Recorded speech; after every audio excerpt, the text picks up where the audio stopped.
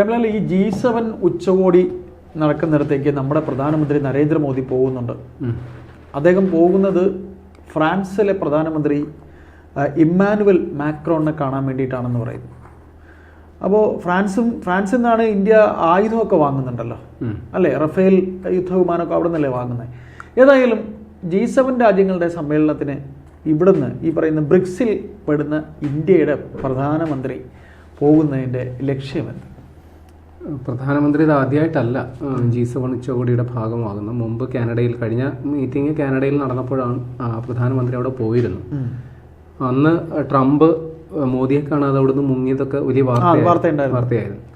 അപ്പോൾ ഏതായാലും ഇത്തവണ ഫ്രാൻസിലാണ് ഈ G7 ഉച്ചകോടി നടക്കുന്നത്. ഒരു കുറച്ച് നാൾ മുമ്പ് ഇതേ ഇമ്മാനുവൽ മാക്രോൺ തന്നെ ഇന്ത്യയിൽ വന്നിരുന്നു. ആ സമയത്ത് പ്രധാനമന്ത്രി മോദിയായിട്ട് കൂടിക്കാഴ്ച നടത്തിയിരുന്നു. അപ്പോൾ തന്നെ G7 ഉച്ചകോടിയിലേക്ക് പങ്കെടുക്കാനായിട്ടുള്ള ക്ഷണവും നൽകിയിട്ടാണ് അദ്ദേഹം പോയത്.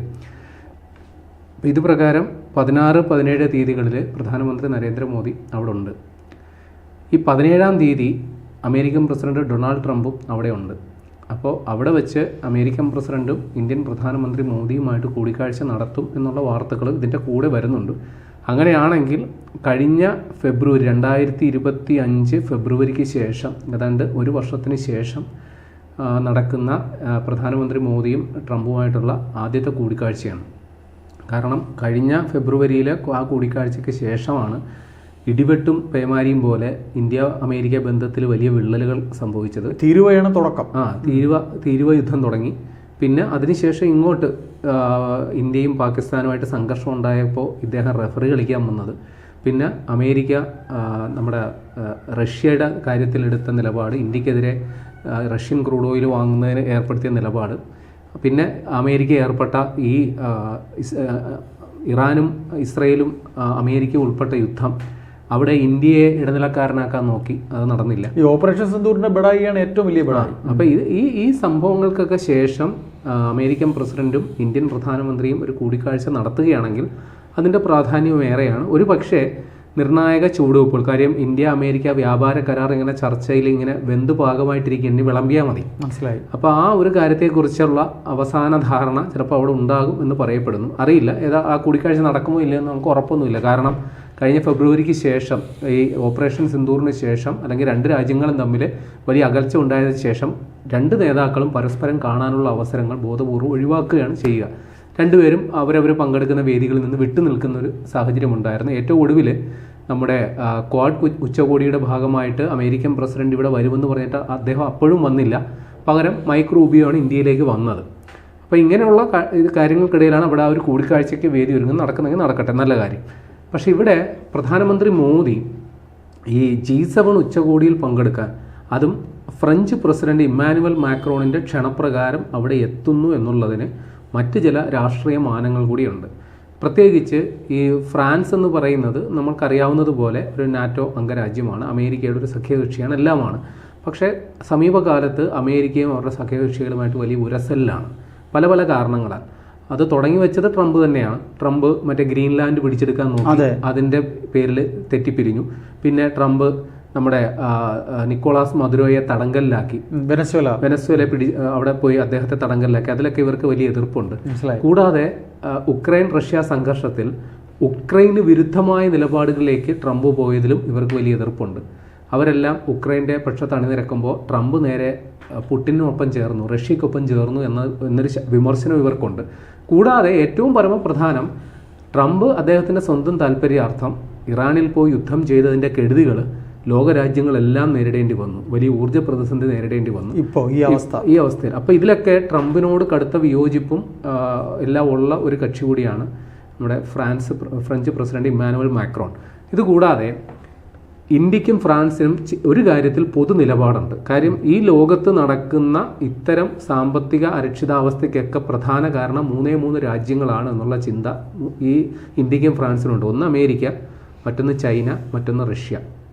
ഈ 3 രാജ്യങ്ങളും അവരുടേതായ താല്പര്യങ്ങൾക്ക് വേണ്ടിയിട്ട് ചിലപ്പോൾ ചില കാര്യങ്ങളിൽ ചില കടന്നുകയറ്റം അല്ലെങ്കിൽ സാമ്പത്തികമായ ഇടപെടലൊക്കെ നടക്കുമ്പോൾ മറ്റ് രാജ്യങ്ങൾ ഇതിൻ്റെ കെടുതികൾ നേരിടുന്നു.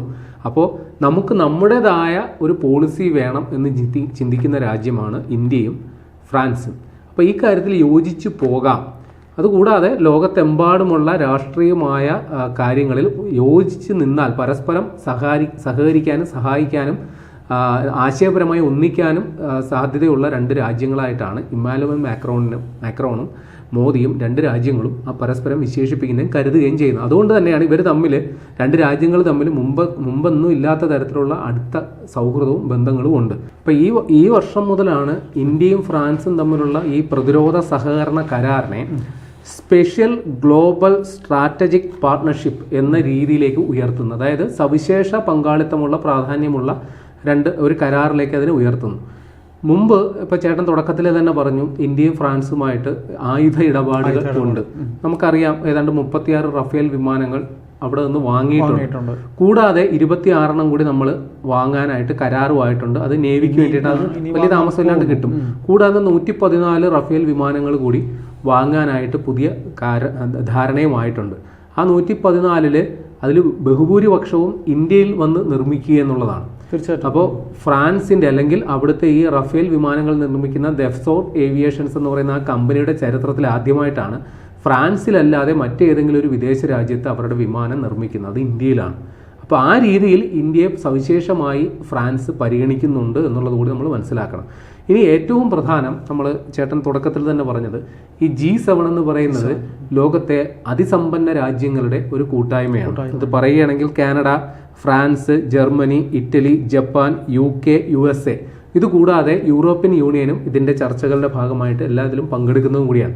ഇപ്പോൾ ലോകത്തെ സാമ്പത്തികമായി നിയന്ത്രിക്കുന്ന രാജ്യങ്ങളെല്ലാം അണിനിരക്കുന്ന G7 എന്ന് പറയുന്നത് സ്വാഭാവികമായിട്ട് ഒരു മുതലാളിത്ത താല്പര്യമുള്ള കൂട്ടായ്മയാണ്. ഇതിനെ എതിർക്കുന്ന ഒരു പ്രതിപക്ഷമായിട്ട് ഇപ്പോൾ ലോകക്രമത്തിൽ ഉയർന്നു വന്നേക്കുന്നതാണ് ബ്രിക്സ്. അപ്പോൾ ഇന്ത്യ എന്ന് പറയുന്നത് ബ്രിക്സിന്റെ ഒരു വക്താവ് കൂടിയാണ്. ആ ബ്രിക്സിന്റെ I സ്റ്റാൻഡ് ഫോർ ഇന്ത്യയാണ്. B for Brazil, R for Russia, I for India, C for China, S for South Africa. അപ്പോൾ അതിന്റെ സ്ഥാപക നേതാക്കളായ ഇന്ത്യയെ ഈ വേദിയിൽ ഇതേ രീതിയിൽ പരിഗണിക്കുക എന്ന് പറയുമ്പോൾ അതിന്റെ മാനങ്ങൾ വളരെ വലുതാണ് എന്നുള്ളത് കൂടി നമ്മൾ മനസ്സിലാക്കി വെക്കണം. കൂടാതെ ഞാൻ ഈ പറഞ്ഞതുപോലെ ഈ ലോകത്ത് ഈ സാമ്പത്തിക താല്പര്യങ്ങൾ വെച്ച് സംസാരിക്കുന്ന ഈ രാജ്യങ്ങൾ നമുക്കതിനെ ഈ രണ്ടാം ലോക മഹായുദ്ധത്തിന് ശേഷമുണ്ടായ ലോക സാഹചര്യവുമായിട്ട് കൂടി താരതമ്യം ചെയ്യണം. ഇതിൽ ഈ നമുക്കറിയാമല്ലോ രണ്ട് ചേരികളായിട്ട് തിരിഞ്ഞു നിന്ന ആണ് ഇവർ യുദ്ധം ചെയ്തത്. പക്ഷേ ഈ ലോക യുദ്ധത്തിന് ശേഷം ഈ രണ്ട് ചേരിയിലുള്ളവർ അവരുടെ ശത്രുത മറന്ന് സമ്പത്തിൻ്റെ പേരിൽ ഒന്നായ ഒരു സംഗതി കൂടിയുണ്ട് ഈ G7. ഈ G7 ഈ ജർമ്മനി, ഇറ്റലി, ജപ്പാൻ എന്ന് പറയുന്നത് ഈ അമേരിക്കയുടെ വിരുദ്ധ ചേരിയിൽ ഉണ്ടായിരുന്നവരാണ്. പക്ഷേ ഈ പുതിയ കാലഘട്ടത്തിൽ അന്ന് ശത്രുക്കളായി നിന്നവർ ഇപ്പോൾ ലോകത്തെ നിയന്ത്രിക്കുന്ന സാമ്പത്തിക ശക്തികളായിട്ട് മാറിയതുകൊണ്ട് അവർ അതിൻ്റെ പേരിൽ പരസ്പരമുള്ള സാമ്പത്തിക താല്പര്യങ്ങൾ സംരക്ഷിക്കാൻ വേണ്ടിയിട്ട് ഒരു സംഘടനയുടെ കീഴിൽ ഒത്തുകൂടുന്നു എന്നുള്ളത് കൂടി നമ്മൾ മനസ്സിലാക്കി വെക്കണം. അപ്പോൾ ഇതിനെ ചെറുക്കുക അല്ലെങ്കിൽ ഇവർ മുന്നോട്ട് വെക്കുന്നത് ഒരു ഡോളർ മുന്നോട്ട് വെക്കുന്ന ഡോളറിനോട് ആശ്രയിച്ച് നിൽക്കുന്ന ഒരു കൂട്ടായ്മയാണ് ഈ G7. അല്ലെങ്കിൽ യൂറോപ്യൻ യൂണിയന് യൂറോ ഉണ്ടാവും, അപ്പോഴും ഒരു പൊതു കറൻസി അവിടെ ഉണ്ട്. എന്നാൽ ബ്രിക്സ് എന്ന് പറയുന്നത് ഇത്തരം പൊതു കറൻസികൾ മൂലമുണ്ടാകുന്ന ദുരന്തങ്ങൾ അനുഭവിക്കുന്നവരുടെ കൂട്ടായ്മയാണ് ബ്രിക്സ്. അപ്പോൾ അവരെല്ലാവരും കൂടി ചേർന്ന് ഒരു കൂട്ടായ്മയായിട്ട് നിൽക്കുമ്പോൾ ഇത് പരസ്പരം ഒരു ഗിവ് ആൻഡ് ടേക്ക് അങ്ങനെയും കൂടി ഉണ്ട്. അപ്പോൾ അവരുടെ കൂട്ടായ്മയിൽ ഒരു പ്രമുഖ കക്ഷിയെ ഈ G7 ഉച്ചകോടിയിൽ പങ്കെടുപ്പിക്കുന്നു എന്ന് പറയുമ്പോൾ അത് പ്രത്യേക ക്ഷണിതാവായിട്ട് പങ്കെടുപ്പിക്കുന്നു എന്ന് പറയുമ്പോൾ അവിടെ ഉണ്ടാകുന്ന ചില അത് മാത്രമല്ല ട്രംപ് അവിടെ വരുന്നുണ്ടല്ലോ. അവിടെ വെച്ചിട്ട് ഈ നമ്മുടെ പശ്ചിമേഷ്യൻ യുദ്ധത്തിന്റെ കാര്യങ്ങളൊക്കെ സംസാരിച്ചു കഴിഞ്ഞല്ലോ. ഇനി മേലെ യുദ്ധം ചെയ്തെന്ന് പറയുക അവിടെ വെച്ച് അവര് കാണുന്നതല്ലേ അല്ലേ? അതെ, യുദ്ധം കഴിഞ്ഞു. ഇനി അതിന്റെ ഉടമ്പടി അവിടെ വെച്ചാണ് ഒപ്പിടുന്നത്. ഉടമ്പടി ഇതിനിടയിൽ ഉണ്ടാകുമോ അറിയില്ല. ഏതായാലും ട്രംപ് വരട്ടെ, മോദിയുമായിട്ട് കൂടിക്കാഴ്ച നടത്തട്ടെ. നമുക്ക് അവിടെ അതിനേക്കാളും നമുക്ക് പ്രധാനം ഇത്തരത്തിൽ ഇമ്മാനുവൽ മാക്രോണുമായിട്ടുള്ള അതെ അല്ല ട്രംപ് വന്നു കഴിഞ്ഞാൽ നമ്മുടെ ഈ ഇന്ത്യ അമേരിക്ക വ്യാപാര കരാറിനെ കുറിച്ച് എന്തെങ്കിലും തീരുമാനം ഉണ്ടാകുമെന്നൊക്കെ പറയുന്നുണ്ട്. അതില് ഉണ്ടാകുകയാണെങ്കിൽ അത് പറയാനുള്ളത് വെട്ടിത്തുറന്ന് പറയാനുള്ള ഒരു കരുത്ത് ഇന്ത്യക്കുണ്ട്. അത് തന്നെയാണ്. അല്ല ഇതിൽ ഏറ്റവും പ്രധാനം ഇത്രയേ ഉള്ളൂ. ഇത്രയും വലിയ അതായത് ഞാൻ നേരത്തെ പറഞ്ഞല്ല സാമ്പത്തികമായിട്ട് ഈ ലോകക്രമത്തെ നിയന്ത്രിക്കുന്നവരുടെ കൂട്ടായ്മയിലേക്ക് പ്രത്യേക ക്ഷണിതാവായിട്ട് പ്രധാനമന്ത്രി മോദി എത്തുന്നു. അദ്ദേഹം അവിടെ അദ്ദേഹത്തിൻ്റെ കാഴ്ചപ്പാടുകൾ അദ്ദേഹം വിശദീകരിക്കും ഉറപ്പായിട്ടും. പിന്നെ നിർണായകമായ അമേരിക്കൻ പ്രസിഡന്റുമായിട്ടൊരു കൂടിക്കാഴ്ചയിൽ അദ്ദേഹം പങ്കെടുക്കുന്നു എന്ന് പറയുമ്പോൾ എന്തൊക്കെയോ പുതിയ സംഗതികൾ, എന്തൊക്കെയോ പുതിയ വാർത്തകൾ അവിടെ നിന്ന് പ്രതീക്ഷിക്കാമെന്ന് നമുക്ക് ഉറപ്പിച്ചും പറയാം.